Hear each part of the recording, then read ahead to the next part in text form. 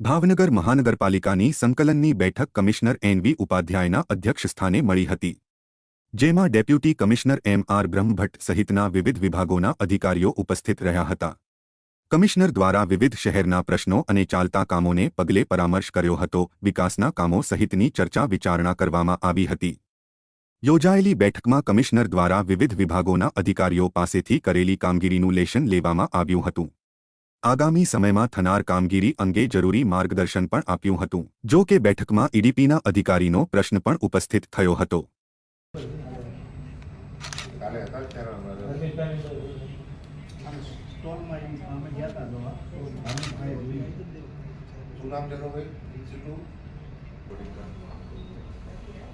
अभी तो केसेस भी नहीं है सर, और मच्छर भी बहुत कर दो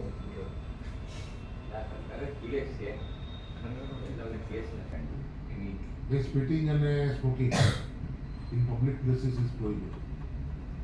એટલે આપણી કેમ્પસ જે છે એ ક્લીન હોવી જોઈએ. જે પણ સ્પીડ કરતા હોય દંડ કરો ₹100. एक दिन झुम्बेश करके पूरे शहर में करो, एक दिन के लिए.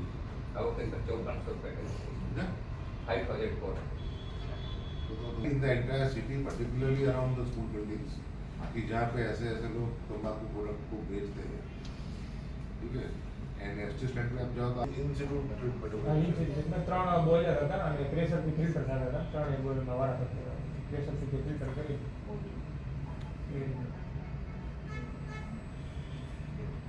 आरोग्य विभाग में अर्बन में